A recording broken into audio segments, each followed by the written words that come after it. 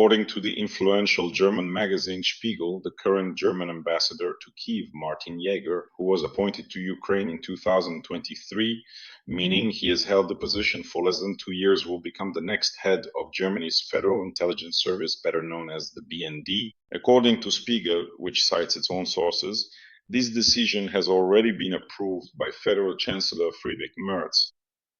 It is noted that the BND is directly subordinate to the Chancellor, so only he personally makes the decision to appoint the head of Germany's main intelligence agency. Recently, the Federal Intelligence Service has stepped up its efforts to counter the Russian military threat. The day before, the current head of the BND, Bruno Kahl, reported that German intelligence had managed to uncover existing plans for a Russian attack on Estonia. Everything could unfold according to the so-called Crimean scenario, with the pretext being the protection of the so-called Russian-speaking minority. By the way, it is known that Bruno Kahl will most likely become the next German ambassador to the Vatican. Martin Jaeger plans to reorient the Federal Intelligence Service, secure more funding, and also gain greater capabilities in the field of foreign policy, espionage, and technical intelligence. Previously, according to his biography, he has not been involved in work for the German intelligence services anywhere. Obviously, this appointment is a political one. However, what stands out first and foremost is the fact that before coming to Ukraine, Jaeger served as Germany's ambassador to Afghanistan and also to Iraq, countries facing extremely serious problems with international terrorism. Obviously, his appointment to Ukraine during wartime also highlights, so to speak, the special status and particular expertise of Martin Jaeger. There is nothing surprising about the fact that it was Friedrich Merz who chose his candidacy as a political appointee. His extensive experience will be in high demand here. He has held the position of ambassador for less than 2 years. He was appointed in July 2023 and presented his credentials to Zelensky in August of that same year, 2023. And the fact that German diplomats working in Ukraine have unique experience, primarily because they themselves are in a country at war, constantly in contact with Ukrainian military and intelligence services, also tells us that after his appointment to this position, Jaeger will obviously continue the closest cooperation with Ukrainian intelligence agencies, primarily the GER, the SBU, and the Foreign Intelligence Service. Meanwhile, German Federal Chancellor Merz, speaking at a joint press conference with acting Dutch Prime Minister Dick Schoof in Berlin, noted that in his remarks, he accused Moscow of once again committing yet another series of war crimes. In this way, he responded to Russia's recent barbaric attacks on Kiev and other Ukrainian cities. According to him, this is terror against the civilian population and anything but a proportionate response to Ukraine's highly precise strikes on Russian military airfield. As Merz stated, Russia truly wants to unleash a bloodbath. It has only succeeded in doing so on a very limited scale, thanks to Ukraine's excellent air defense. Thus, Merz was responding to the fact that the Ukrainian air defense managed to repel the most massive attack. 499 aerial targets were launched on the night of June 9, and nearly 95% of the targets launched by the Russians were shot down. At that time, Russia used 479 attack drones and decoy drones against Ukrainian cities, 4 Kinzhal ballistic missiles, 10 Kh-101 cruise missiles, 3 Kh-22 cruise missiles, 2 Kh-31P anti-radiation missiles, and 1 Kh-35 cruise missile. In addition, as Deutsche Welle reports, Merz once again spoke in favor of strengthening sanctions against Moscow, and in this he was supported by the acting Prime Minister of the Netherlands, Dick Schoof, who stated that his country always supports tightening sanctions against the Russian Federation. You see how remarkable the government crisis in the Netherlands is. An acting Prime Minister has been appointed, but some things remain unchanged. What remains unchanged is the intention to hurt Russia as much as possible. And that's wonderful. The US State Department also responded to the barbaric strikes on Ukrainian cities. And these, I would even say, came as a surprise to many. Thus, State Department spokesperson Tammy Bruce stated that Washington is closely monitoring the situation in Ukraine and reminded everyone that it is time to end the war according to President Donald Trump's plan. As Bruce said, Russia's strikes on Ukrainian cities must stop immediately. The United States, she added, condemns these strikes and expressed deepest condolences to the victims, their loved ones, and all those affected by these attacks. Washington's reaction is quite tough and indeed surprising, especially as we know, against the backdrop of how both the White House and the State Department have reacted to Russia's recent crimes. Meanwhile, references to 40 billion in aid to Ukraine, as well as the promise regarding Ukraine's admission, have disappeared from the communique of the NATO summit, which will be held this year in The Hague on June 24-25. The communique itself has been practically reduced to a minimum. It is very brief. The main emphasis is on increasing defense spending, as reported by the economic agency Bloomberg. There is also no mention of the long-term prospects for Ukraine's accession to NATO, despite the fact that the previous Secretary General, Jens Stoltenberg, initially proposed allocating 100 billion euros to Ukraine over 5 years from all alliance members, then reduced it to 40 billion, but was still unable to reach an agreement. Primarily, this is also due to existing disagreements regarding the increase in spending. Nevertheless, it is expected that the alliance countries should agree to increase defense spending from the current 2 to 3.5% of GDP, and an additional 1.5% of GDP should be spent on defense measures and preparing the civilian population for war. It is also reported that the public part of the summit in The Hague, in particular the session where the issue of increasing defense spending will be discussed, will be very brief.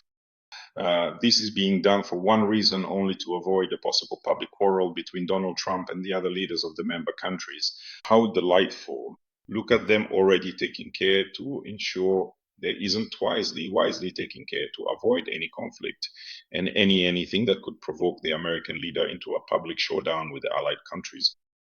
The only good news is that the current NATO Secretary General, Mark Rutte, has a special level of trust in the eyes of Donald Trump.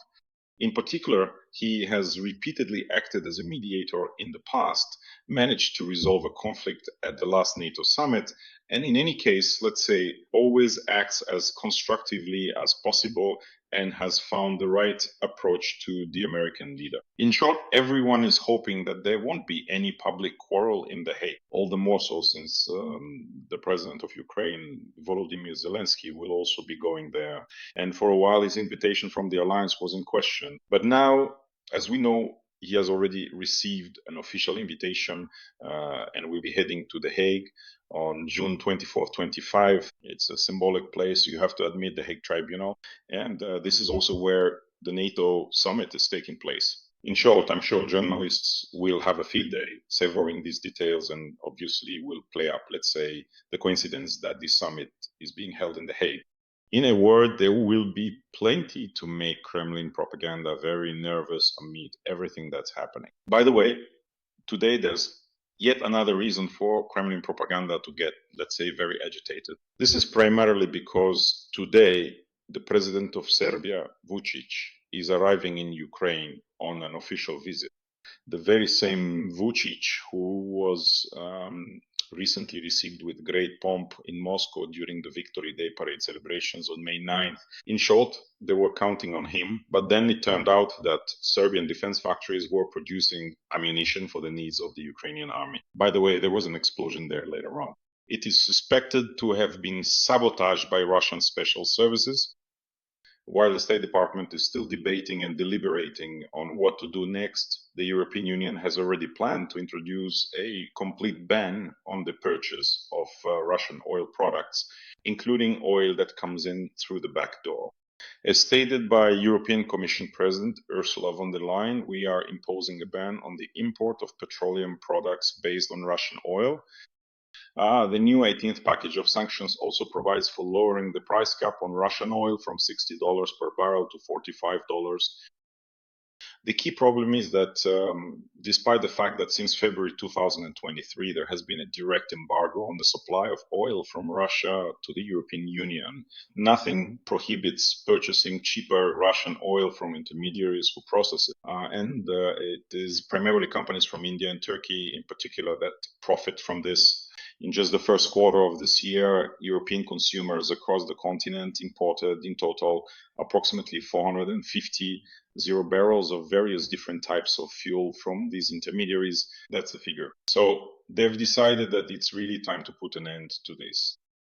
But unlike the European Union, which is working on how to tighten sanctions, inflict more pain on the Russian economy, and provide as much support to Ukraine as possible, the United States, on the contrary, has announced a reduction in the military aid package for next year. This was publicly stated by Defense Secretary Pete Hegseth during official hearings on the proposed defense budget in the United States Congressional Appropriations Committee.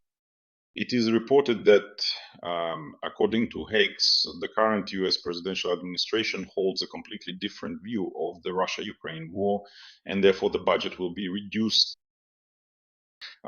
As Hegseth stated during these congressional hearings, we believe that a peaceful settlement is in the interests of both sides and in the interests of our country, especially considering all the confrontations in the world. As is known, the year 2024 has become the most conflict-ridden since the end of World War II. The largest number of military conflicts have erupted around the world, and the deadliest among them, of course, continues to be the Russian-Ukrainian war. In this context, as previously stated by Ukrainian President Volodymyr Zelensky, the Pentagon also redirected components for 20,000 anti-drone missiles to American troops in the Middle East. Meanwhile, in that region, the United States and Donald Trump are actively pressuring Benjamin Netanyahu's administration in Israel to force them to reach a peace agreement with Iran. Iran, by the way, is not sitting idly by and is making threats. Today's statement was officially released by Iran's foreign ministry, saying that if a war is launched against Iran, Iran will immediately strike American military bases in the Middle East. As we can see, they are not particularly worried, as we say, about everything that is happening. And Donald Trump wants to actively continue trying to negotiate with them. Well, we know that negotiating with terrorists is not only pointless, but also dangerous. It always gives them free rein and encourages them to commit more and more crimes. Terrorists should not negotiate with them. They must always be eliminated. Meanwhile, Russian drones will be targeting a new unit of the DFTG, the volunteer formations of territorial communities. This was announced on Wednesday by the Cabinet of Ministers of Ukraine. The corresponding decision was made at a government meeting. In particular, the cabinet approved the involvement of members of paramilitary and DFTG formations to strengthen Ukraine's air defense. Special mobile air defense groups made up of qualified volunteers will be engaged in protecting the skies. Additionally, members of the DFTG who are not subject to mobilization and possess UAV operator certificates will also be able to join this volunteer group. Well, in any case, as we can see, recently the Russian side has changed its tactics in deploying its attack drones. They enter in groups, large groups, attack the same target, fly at extremely low altitude, zone 100, 200 meters, and this happens at night, traditionally in the pre-dawn hours. Therefore, of course, this requires strengthening the work and increasing the number of mobile fire teams, which are most effective at shooting down Russian drones of Iranian origin using large caliber weapons. We are talking, of course, about Shaheds. Meanwhile, other Shaheds Ukrainian one Shaif reached the gunpowder plant in Kotovsk-Tambov region for the fourth time. According to posts on social media, a fire broke out there. There are reports of at least 15 explosions, according to Radio Liberty, citing local Telegram channels. Air raid sirens sounded in the city of Kotovsk, and naturally the local authorities stated that the fire had been extinguished. There were no casualties. However, journalists point out that this is already the fourth attack on the gunpowder plant in Kotovsk, which produces gunpowder for small arms and artillery munitions for the Russian armed forces. According to a statement from the Russian Ministry of Defense, 32 Ukrainian drones were shot down over Russia last night, 5 of them over the Tambov region. However, as we can see, clearly not all of them were shot down, since explosions and fires still occurred at the Kotovsk gunpowder plant, and it is only in this way, by destroying Russian military facilities, Russian defense capabilities, and factories, including those deep in the rear, that it is truly possible to effectively undermine the Russian armed forces and significantly reduce their ability to strike peaceful Ukrainian cities and to commit new war crimes. In particular, we have seen that the Republic of Belarus, not only at the behest of dictator Lukashenko, gladly provided its territory for the invasion of Ukraine, later offered bases for Wagner mercenaries, but also actively treated Russian war criminals on its soil, including those who committed war crimes in the Kiev region, in Bucha, Irpin, and other cities. As they say, the law of karma is inevitable, and sooner or later it will come back like a boomerang to the one who set this death machine in motion. I am referring, of course, directly to the potato juice